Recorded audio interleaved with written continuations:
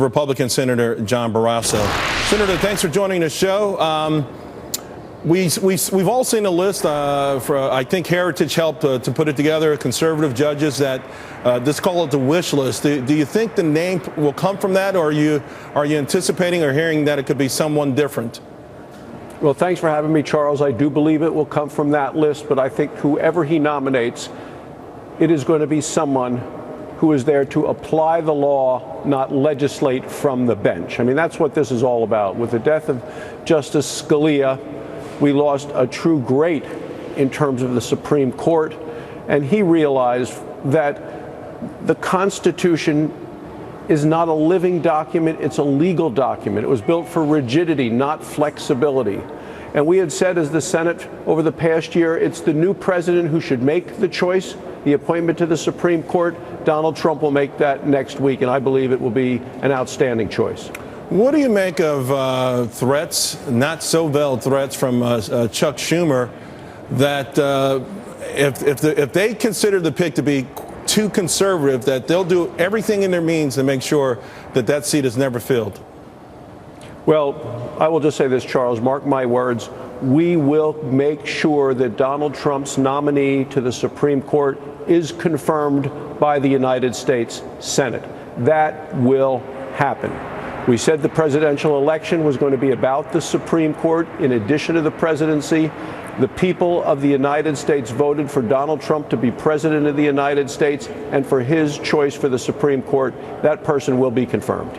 Well, speaking of obstruction, Donald Trump is inaugurated with only 2 cabinet members. That's the lowest in a long time, and it's only been matched, I think, only a few times in history. So certainly the Democrats already putting up huge roadblocks and hurdles. What do you make of this? I mean, what do they gain from this, particularly if all of these nominees ultimately are confirmed? Well, Donald Trump has nominated really an all-star cast to his cabinet. I couldn't be happier with the names that are out there. They're all going to do outstanding jobs for the country. But you're absolutely right. Chuck Schumer and the Democrats are trying to slow down the process, because to get things done in the Senate immediately, you need to have some agreements. But next week, we take ball control over this scheduling, and you're going to see the cabinet brought up for votes. Days that the Democrats try to slow that down, we're going to make them pay the price, because we're going to go forward with congressional review acts, which are ways to claw back some of the late regulations that President Obama has put forth, and Donald Trump will sign the legislation to eliminate those expensive mandates and regulations. Yeah, I know. Just with 3 days left, President Obama put $12 billion in new regs on the books, bringing its total north of $800 billion. That's music to the ears of these CEOs who have visited the White House the last 2 days. And, of course, the Americans who could probably get jobs rather than seeing that $800 billion to pay for puddle fines and dust particle fines. Well, you're absolutely right. And from Election Day till the end of the year, he came out with 36 regulations, President Obama did, costing over $100 billion, like $150 billion of added expense, a drag on the economy. The American people voted for Donald Trump because they want a strong and healthy economy. They want to get the power back to the people out of Washington. Donald Trump's going to deliver. Senator Barrasso, the Senate policy lunch is in a few moments. Can you give us a preview of how you think it's going to go out? Well, I chair the policy committee. I already ran into Mike Pence, the vice president. He is the president of the Senate. He'll be attending the lunch today, and I just saw him on my way over to do this visit with you, Charles. We're going to talk about the issues that are coming up, the regulations and how we can use the Congressional Review Act to claw back those regulations. We'll talk about the nominees to Donald Trump's cabinet and how we're going to get those confirmed, and likely a bit discussion about the Supreme Court as well.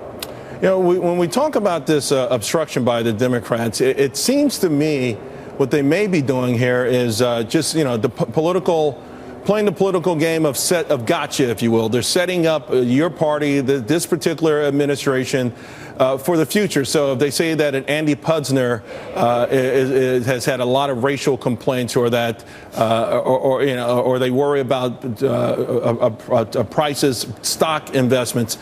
And it seems to me that those petty politics, that the American public just in November 8th kind of said enough of that. We don't want that anymore. And it was sort of a rebuke, to be quite frank with you, of both political parties. Well, that's why I think Donald Trump put together this cabinet. I described it as an all-star cabinet of people from around the country with lots of different backgrounds, whether it's CEOs of companies, people that have backgrounds in areas outside of politics. They know not just the theory of what ought to work, but they know what works in practicality. And that's why I'm so happy with the people that he has chosen to lead this country forward and work as part of his team. They are patriots, and they will continue to fight for a strong and healthy economy and to make sure that America, the United States, is the most powerful and respected nation in the face on the face of the earth. Let's face it, Charles. Donald Trump is inheriting from Barack Obama a world that is much more dangerous, a lot less secure than the world that Barack Obama inherited from George W. Bush.